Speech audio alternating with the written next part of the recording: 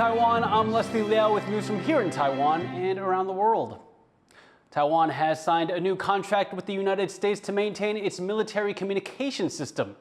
The contract, which is valued at $250 million, will provide software and technical support for Taiwan's U.S.-made IMSE system. This comes as Taiwan awaits the delivery of a next-generation upgrade, which it purchased in December 2020. The military has not announced when it expects the upgrade to happen. Taiwan's exports to the U.S. have surpassed those to China for the first time since 2003. The country's shipments to the U.S. rose over 65% to more than $9 billion in March compared to last year, whereas exports to China grew just 6% to $7.9 billion in the same period. Washington has increasingly worked to reduce its trade reliance on Beijing. The latest trade figures with Taiwan reflect that effort. The numbers also seem to fly in the face of a recent meeting between Chinese President Xi Jinping and former Taiwan President Ma Ying-jeou. That meeting was meant to underscore the close ties between Taiwan and China. Faced with a declining birth rate and a brain drain, Taiwan's government is trying to encourage Taiwanese tech talent abroad to come back. But its recruitment efforts have not met expectations. Wesley Lewis has the story. Class is in session. Taiwanese universities like this one are offering more and more science and technology courses. But that's not enough to meet the country's demand for talented workers. The government has been working to attract Taiwanese with the necessary skills back from overseas. But those efforts haven't met expectations. Over the past 4 years, the country's National Science Council has spent a staggering $12.4 million on a STEM recruitment program to attract Taiwanese talent residing overseas. But since its launch, only 131 people have returned, with fewer than 100 actually staying.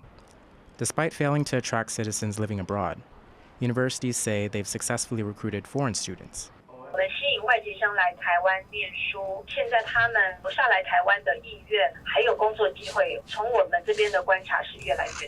The STEM recruitment program implemented in 2020 has only recruited a small number of people.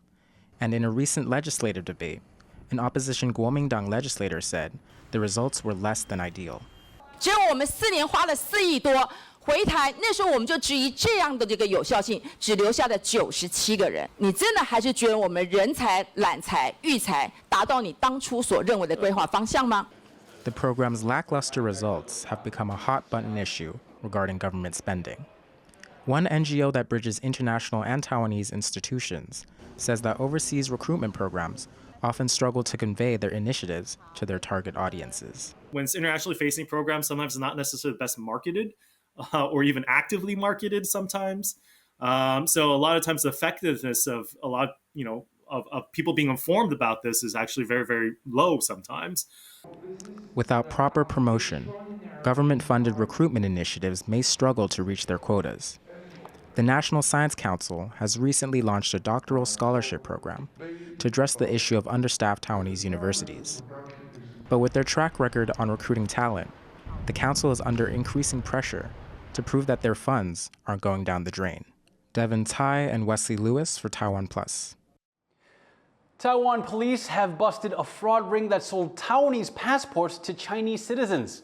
A Chinese woman living in Taiwan headed the operation, buying passports from Taiwanese citizens and sending them to an overseas human trafficking group. Investigators found that roughly 50 passports had been sold to Chinese citizens traveling in Europe. Taiwanese passport holders are eligible for visa-free travel in over 100 countries, more than Chinese passport holders. Taiwanese Hokkien used to be the primary language here in Taiwan, but the language is gradually fading with the rise of Mandarin Chinese. In the U.S., a college student has built her own app to pass the language down, and more importantly, to keep touch with her grandparents. Joyce Tseng has the story.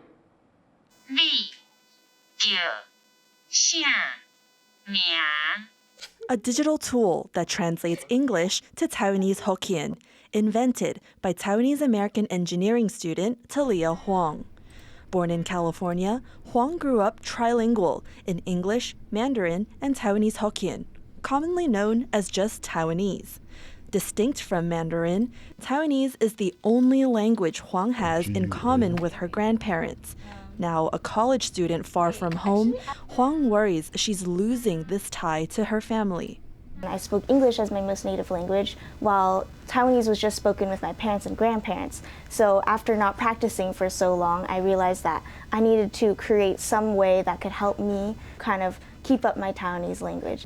Huang tapped into her coding skills and created Bobaway, a program that takes English text, translates it into Chinese, as that's the closest written language to Taiwanese, and finally gives a romanized pronouncer.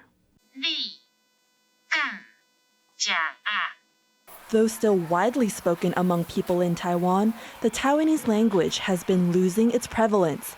Linguists say this is in part due to Mandarin's significance on both the local and global stage. If people want to keep Taiwanese alive, they need to make a concerted effort to do so because it's not the language of commerce or power, especially with China's enormous global influence. It's a language spoken more by the older generation than by the younger, which means there's intergenerational language loss as our elders pass on. So it's particularly important that parents and grandparents pass their language down while they still can, especially at home, which is the most important domain for intergenerational language transmission or transfer. Aside from connecting with home, for Huang, she says fluency in Taiwanese is a big part of her identity. Living outside of Taiwan, she's even more motivated to share her language with others. Taiwanese has always been a spoken language, and so creating like a written, like a romanization is sort of kind of like westernization a bit. It sort of loses the original tradition, but I do think that romanization also does help with learning a language, especially for foreigners who are trying to learn Taiwanese. Huang says she has more ideas for her app, melding her coding and linguistic skills to give an accessible digital push to preserve a language that's such a big part of Taiwanese identity. Ethan Chen, Eric Tai, and Joyce Zhen for TaiwanPlus. In a bit of good news from Hualien County, the number of Formosan black bear sightings in the area has been on the rise for several years, a sign that the animals' populations are increasing. Chris Gorin tells us more. Ambling in the woods, this curious Formosan black bear was captured by wildlife monitoring cameras in Hualien County. The township of Zhuoxi is straddled by towering mountains, home to several of Taiwan's indigenous communities and the bears, which are increasingly being spotted here. 拍照的出现频度的增加，以及它出现样点比例的增加，然后透过我们跟居民的访谈，他们的感受黑熊的增加都是相符的。Formosan black bears are endemic to Taiwan and are the country's only native bear species. But they're considered endangered, with only about 300 left in the country. Conservationists are encouraged by the rise in sightings, but more bears also means more encounters with people. And now local residents are finding ways to peacefully coexist. 你公寮里面绝对不要放米、罐头啊、菜啦什么剩的哈。 Another issue is traps. Used by indigenous communities for traditional hunting, they can unintentionally ensnare bears or other animals like dogs. Taiwan's forestry department says it doesn't plan on banning traps, but is encouraging locals to use less harmful types like snares. 我们不希望黑熊受到伤害，但是我们应该同理村民有他们在农作维护或者生命安全上面的这个担心。那怎么样让这两者横平，这个是我们要努力的目标。 But with debates about the legality of these traps continuing in the legislature, local communities may continue to grapple with striking a balance between preserving their traditions and protecting bear populations. Howard Chong and Chris Gorin for TaiwanPlus. And thank you for watching What's Up Taiwan. You can visit the TaiwanPlus website or follow our social media for more stories from Taiwan and around the world. Finally today, Thailand is celebrating Songkran, the new year on its calendar. We leave you with these parade floats in Bangkok. I'm Liao. Take care, and I'll see you next time.